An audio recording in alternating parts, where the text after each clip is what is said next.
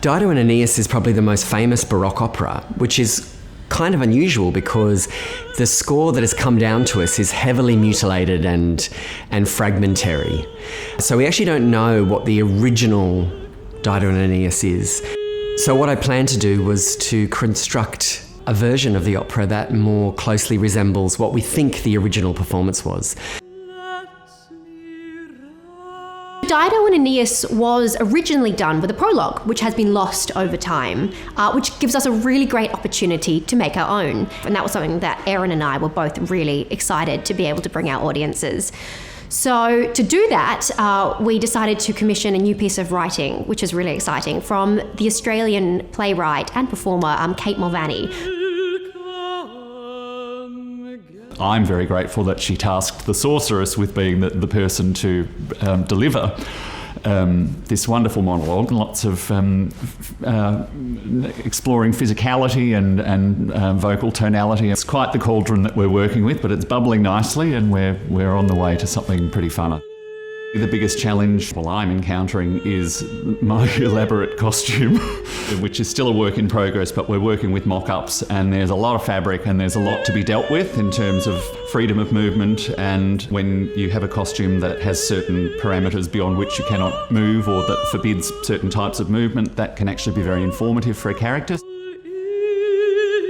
There's so much magic in this show, which is so much fun. So we've really linked that to the power of the earth, and that comes really through our sorceress, but really has inspired the whole design. There was a big volcano called Mount Etna that was erupting as Aeneas was on his journey.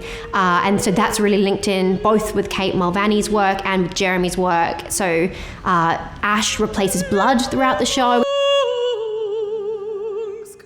There is human drama and relatable human characteristics of everyday life. So really this is just stripped away the story of two people and the situation that they find themselves in, which ends in tragedy. So it's entirely human.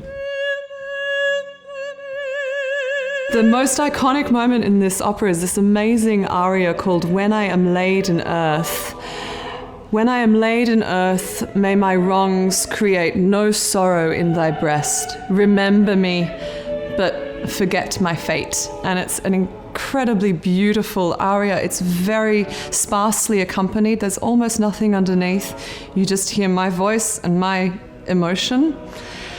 In our staging, the additional bonus with Purcell is that for Australian audiences is that it's in English. And so it's instantly, it's like straight to your ears and straight to your heart.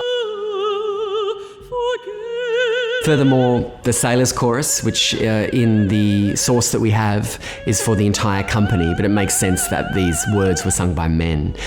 Not only have we made those changes, but I've also fleshed out some of the missing dances. I've used Purcell's dances, also worked with my dear friend Simon Martin Ellis, who's playing the guitar, which is mentioned many times in the show.